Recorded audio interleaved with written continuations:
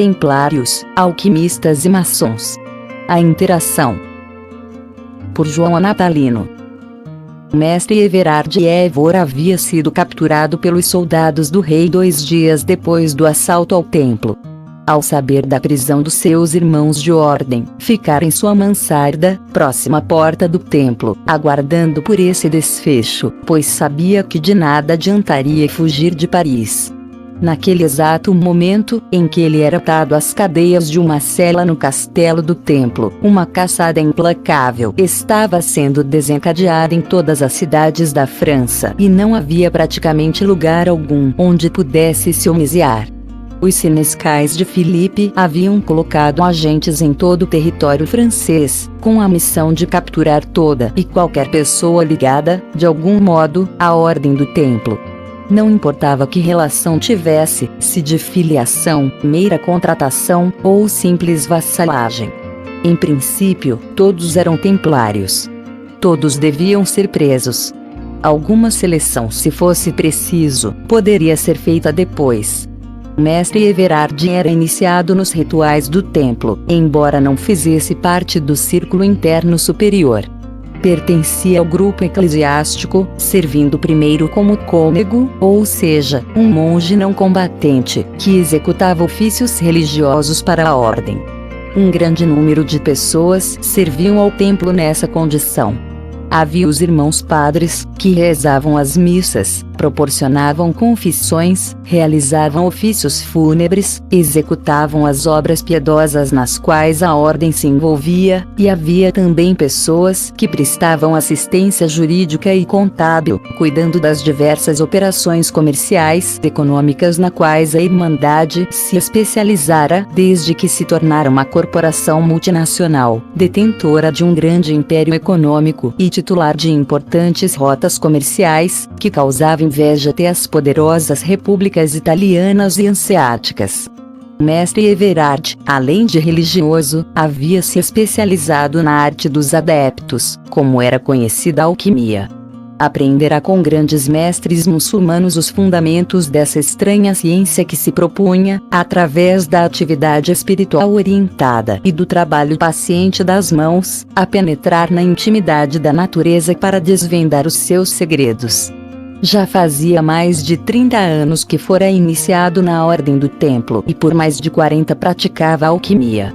Sabia que a igreja, embora com desconfiança e reserva, tolerava, em alguns casos, a prática alquímica. E que alguns príncipes da igreja, mais por cobiça e concupiscência, pois a alquimia prometia riqueza e longa vida para aquele que conseguisse realizar a grande obra, também praticavam pessoalmente essa arte ou financiavam pesquisadores que trabalhavam para eles. De fato, a maioria dos alquimistas que ele conhecia eram monges, ou estavam, de alguma forma, ligados à igreja, e se nenhum deles, tanto quanto ele sabia, tinham obtido sucesso em suas lidas, pelo menos abasteciam seus patronos com produtos que rendiam às suas paróquias bons cabedais. Os mosteiros eram grandes produtores de cerveja, vinho, unguentos, medicamentos e outros produtos que as ansas, as guildas dos mercadores e o próprio templo distribuíam por todos os reinos da cristandade e territórios de ultramar. Todavia, não era muito pacífica a relação entre a igreja e os alquimistas. Não poucos eram os membros da igreja que consideravam a alquimia como uma arte perigosa e maléfica para o espírito das pessoas e elevavam-na ao nível de feitiçaria ou bruxaria. Não raro um alquimista era condenado pela Santa Inquisição e levado à fogueira por conta de suas práticas. A razão dessa desconfiança de parte da igreja era a estreita relação que existia entre a alquimia e a estranha ciência praticada pelos judeus, conhecida como Cabala. A Cabala era uma ciência muito estimada na Provença, principalmente na região conhecida como Languedoc, onde havia uma representativa colônia de judeus.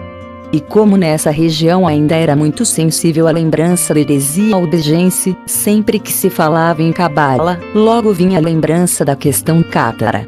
E nesse sentido tudo se ligava: catarismo, Cabala, alquimia, magia, astrologia, bruxaria. Em muitos casos partilhando os mesmos símbolos, a alquimia tornou-se a arte do monge por excelência, tanto que era expressa pela frase latina ora et labora. Orar e trabalhar, daí surgindo a expressão laboratório para designar o local onde o alquimista executava a sua prática. O mestre Everard, sentado no chão da cela, passou a mão pela longa barba bifurcada que lhe caía quase até o peito e pensou nas estátuas que ornavam a entrada do seu laboratório. Um rei Davi segurando uma cabeça barbada, que representava o gigante Golias decapitado. A cabeça cortada simbolizava a separação dos elementos sutis da matéria-prima para expurgá-la de sua parte grosseira, o que, em termos espirituais, era o mesmo que separar o espírito da matéria.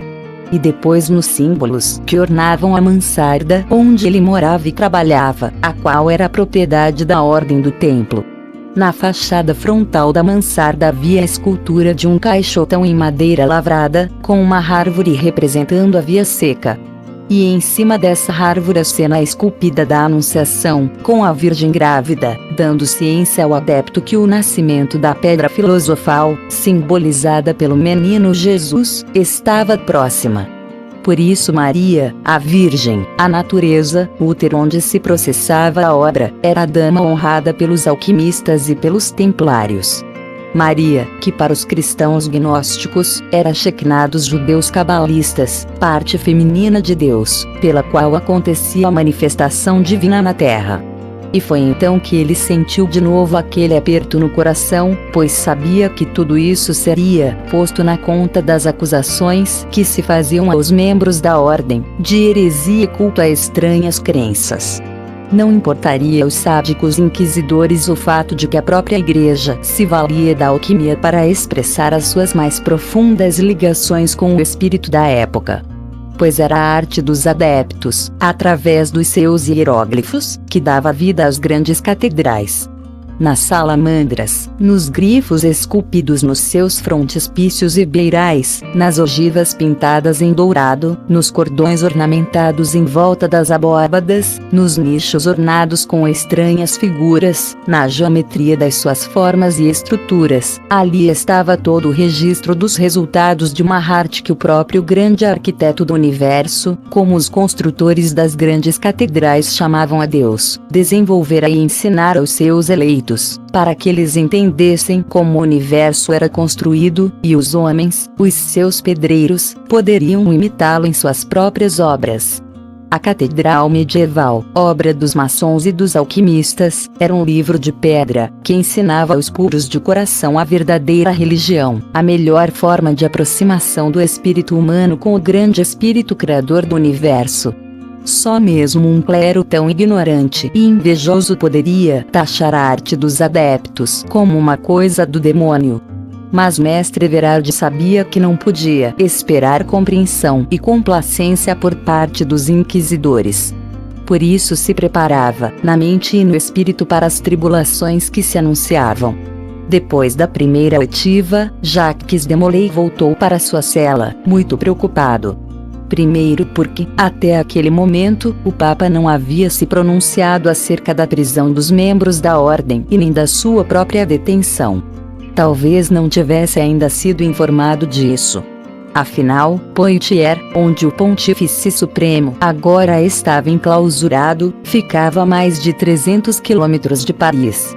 Tinha certeza que Clemente V não concordaria com aquela violência praticada por Filipe, mas sabia também que o Papa era politicamente fraco e o rei tinha muita ascendência sobre ele. Pelas perguntas do inquisidor Mor e pela amostra que dera no interrogatório, ele sabia o que o esperava. Tortura. Tortura moral e física. Ora sendo esticado no cavalete, fatiado na roda de esvirramento, humilhado e martirizado no berço de Judas, submetido ao suplício da forquilha ou do garrote, os pés untados com gordura de porco e assados em fogo brando, o corpo dilacerado pelo flagus, o chicote usado pelos carrascos para flagelar os acusados. Ele imaginava o que estava por vir e já antecipava as dores que sentiria. Estava velho, mas era ainda um soldado rijo e valente. Não cederia aos desejos de Nogaret, não diria para onde mandar o tesouro do templo, nem confessaria os crimes que estavam sendo imputados à irmandade que ele chefiava. Ele estava pronto a morrer pelos segredos da ordem e pelos seus inconfessáveis objetivos. Jurara isso quando for elevado a grão-mestre-geral e se fizera guardião desses segredos. Mas esse, agora, se revelava ser um grande problema. Jacques de Molay sempre se ocupara dos assuntos militares, políticos e administrativos do templo, porém jamais se preocupara com questões doutrinárias.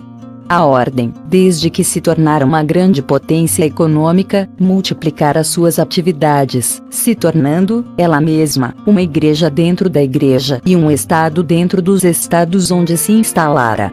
Ele sabia que no seio da complexa organização que comandava, existiam vários grupos de interesses, cada qual ocupando-se de seus próprios assuntos, nos quais a Irmandade havia se envolvido nos últimos 2 séculos. O templo mantinha uma organização militar que cuidava das campanhas nas quais a ordem estava envolvida. Essa organização estava agora praticamente desmobilizada, com o fim das cruzadas, e isso o preocupava, pois soldados sem atividade, confinados em seus claustros, estão mais afeitos a influências ruins. Havia um organismo burocrático, constituído por monges notários, juristas, contabilistas e advogados, que cuidava dos interesses econômicos e jurídicos da ordem, que eram muitos. Isso, pensava de Molay, também era um perigo, pois a riqueza, tanto quanto o poder, era um poderoso elemento corruptor. Havia também um corpo eclesiástico, que cuidava da parte espiritual. Esse era o canal por onde as ideias estranhas à ortodoxia da igreja havia penetrado na Irmandade. E ali estava a maior de suas preocupações, pois ele pouco entendia sobre o cerne daquelas doutrinas heterodoxas que eram professadas no interior da ordem, embora as repetisse para os seus irmãos e até nelas acreditasse, pois as recebera de seus antecessores e nunca lhe passara pela cabeça contestá-las. Jacques de Molay era um bravo soldado e um exímio administrador, mas em política e principalmente em questões filosóficas, que compunham a doutrina divulgada intramuros no círculo superior da organização que presidia, ele era tão despreparado quanto iletrado. De Molay sabia também que dentro da ordem havia um grande contingente de artesãos e mestres em construção civil, que cuidava das construções templárias, atividade essa que era uma das mais importantes dentro da organização que ele comandava. Desde os primórdios de sua origem, os templários haviam aprendido a construir seus próprios edifícios, arquitetonicamente projetados e erguidos de acordo com os seus propósitos, fossem eles militares ou religiosos. Dessa forma, espalharam pelas terras da cristandade e pelos territórios de ultramar, onde os cruzados se estabeleceram, um sem número de capelas, preceptórias, fortalezas e castelos, que causavam inveja aos nobres senhores feudais e ao próprio clero. Pierre de Montreuil, o famoso arquiteto, era um afiliado da ordem. Sendo um cavaleiro templário iniciado, investido em um alto cargo na Irmandade, o de intendente de construções, fazia parte do círculo interno superior e era bastante íntimo do grão-mestre Jacques de Molay, com quem frequentemente conversava e trocava confidências.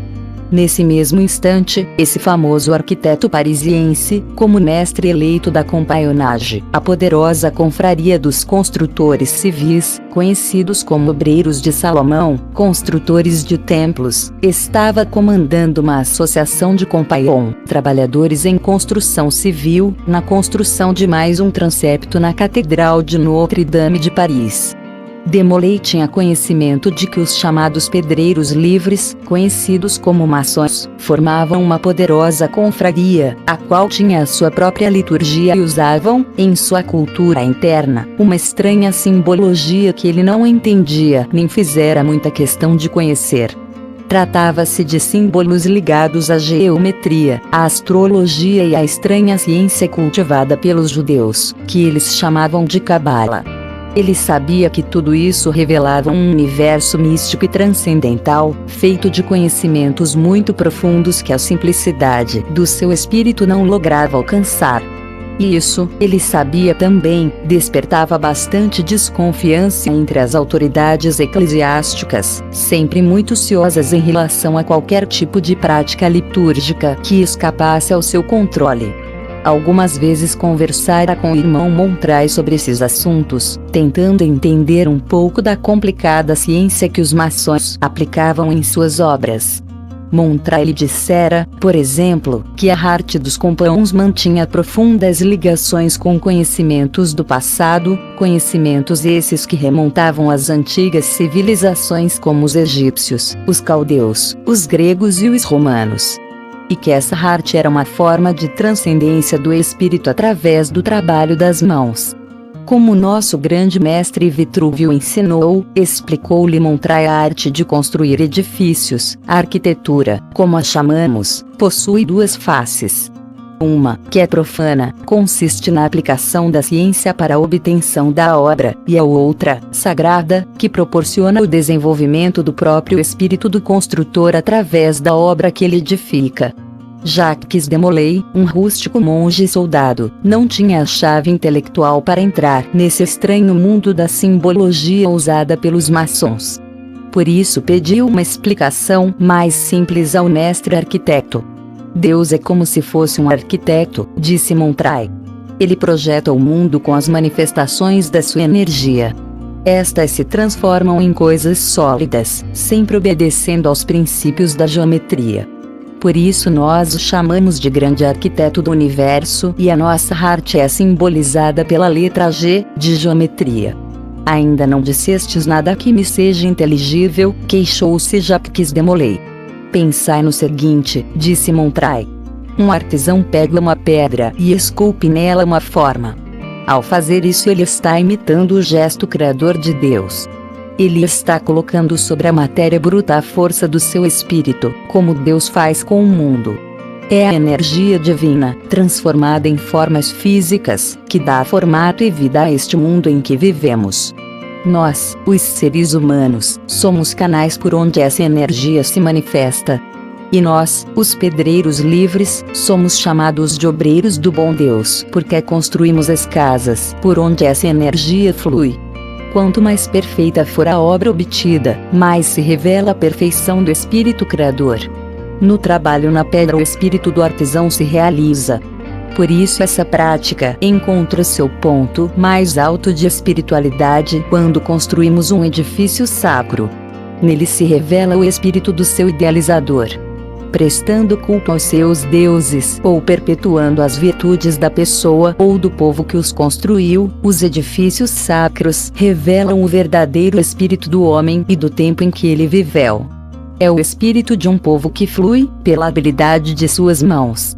Assim, a arte do maçom é sagrada e precisa ser tratada como se fosse uma verdadeira religião. Por isso nós a chamamos de arte real. É por isso então que vossas reuniões são secretas e vossos conhecimentos não podem ser transmitidos a não ser aos aprendizes de vossa própria escolha, ou os que a Igreja vos indica? Perguntou de Molay. Exatamente, respondeu Montray. Nossa ciência se assemelha aos segredos que nos são transmitidos no círculo superior da nossa ordem templária.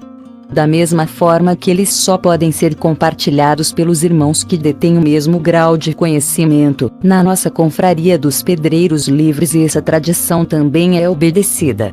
No nosso caso eu posso entender a razão, disse de Molay. Imaginai se os noviços, os capelães, os sargentos e todos os membros profanos da ordem viessem a conhecer os nossos mais altos segredos. O que aconteceria se todo o conhecimento acumulado pela nossa irmandade viesse a público e fosse compartilhado por pessoas sem caráter, ambiciosas, sem compromisso com os nossos ideais? Que mal isso não faria ao mundo? Tocastes no ponto sensível da questão, disse Montray. Pois o segredo dos maçons também exige o mesmo cuidado. Porque só verdadeiros iniciados na nossa arte sabem que o movimento giratório da Terra emite forças que seguem uma trajetória horizontal.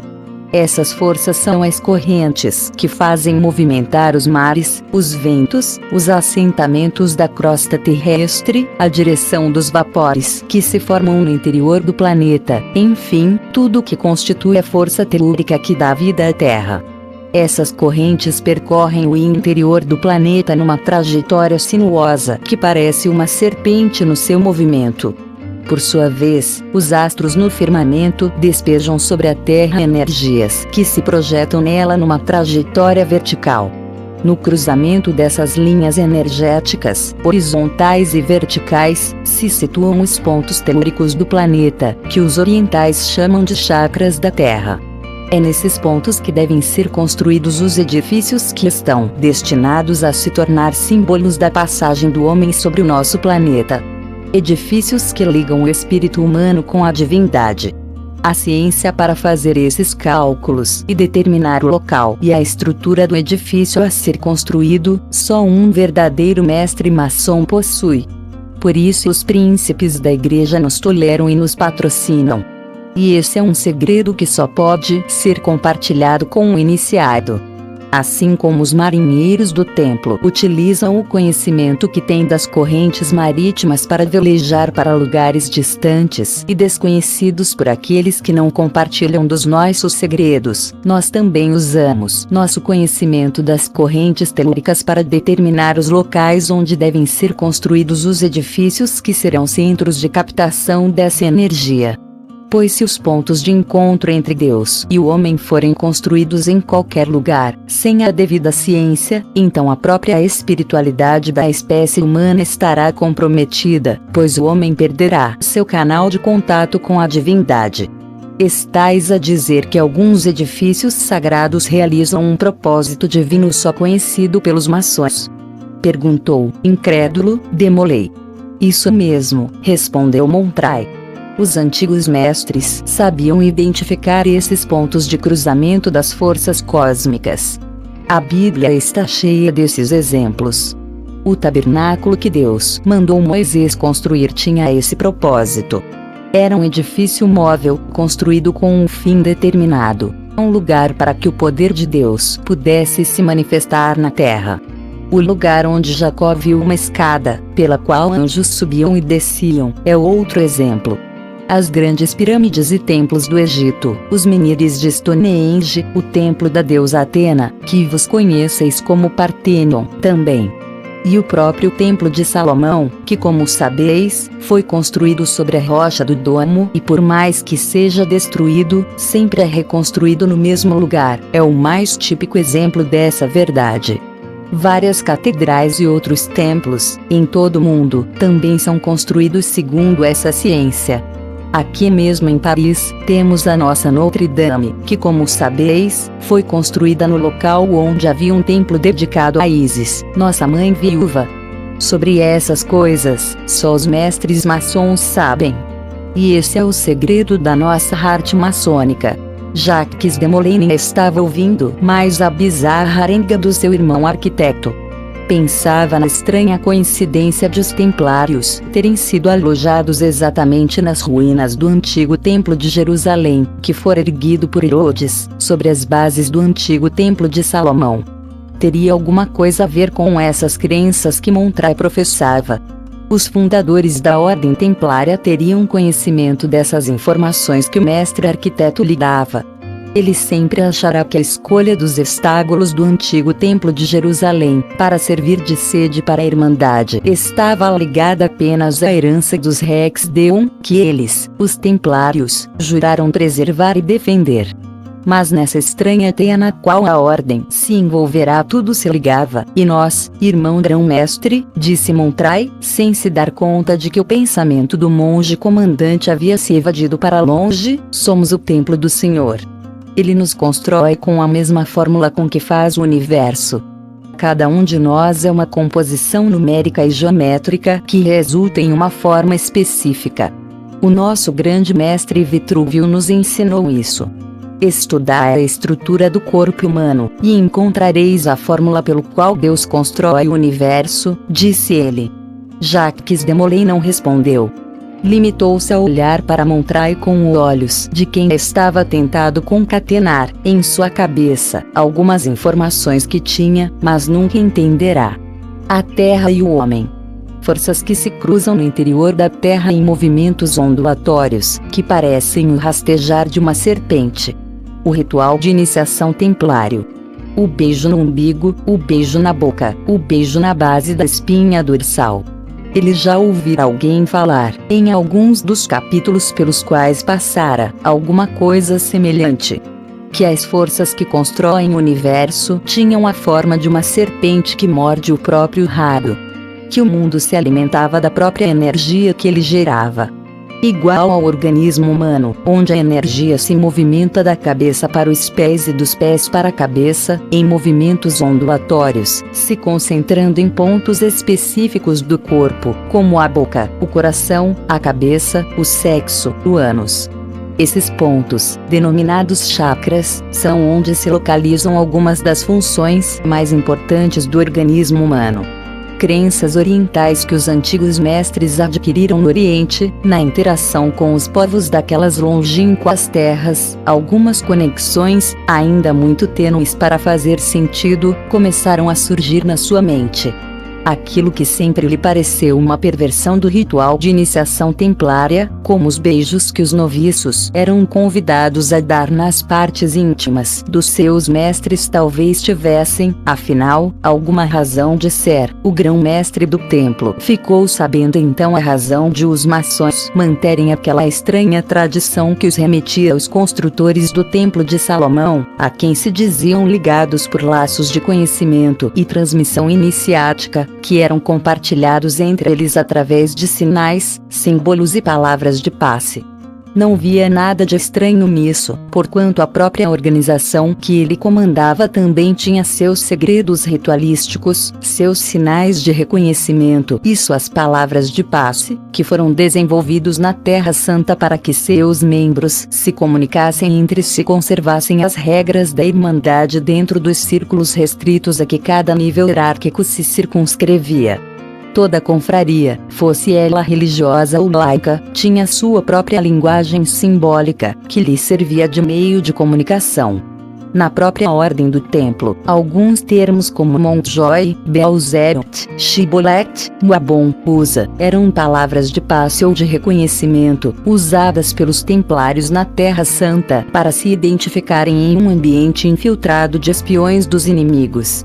E haviam os sinais, como aquele de cruzar peito contra peito, por 3 vezes, com 3 batidas nas costas dos confrades. Tudo isso constituía um alfabeto de sinais e palavras que só os iniciados do templo compartilhavam. Da mesma forma, as gildas dos pedreiros livres, a associação conhecida como compagnonage, formada pelos profissionais da construção civil, era uma confraria laica, mas se comportava como se fosse uma seita religiosa. E como tal já havia chamado a atenção da Igreja, por causa dos seus segredos iniciáticos, e esses segredos incorporavam uma simbologia e uma linguagem própria, que lhes permitia comunicar entre si os conhecimentos da profissão de uma forma que quem fosse estranho ao métier não os pudesse entender. Era um conhecimento que passava de mestre para aprendiz, em uma cadeia iniciática feita de símbolos, diagramas, lendas, palavras de passe e ritos de passagem, que se assemelhavam às antigas práticas dos hierofantes egípcios e gregos. Destarte, a tradição dos pedreiros livres incorporava milenares tradições egípcias, fenícias, persas, gregas e principalmente judaicas, sempre relacionadas com o mistério da construção do Templo de Salomão. Nisso estava a sua ligação simbólica com a ordem do templo, pois os compagnons, conhecidos como obreiros do bom Deus, eram, como os monges cavaleiros do templo, construtores do templo do rei Salomão, símbolo da construção da humanidade autêntica, o Regnum Deum, reino guiado pelo verdadeiro e único Deus. Nessa identidade mística e simbólica estava o elo que ligava a maçonaria dos pedreiros livres e a cavalaria templária.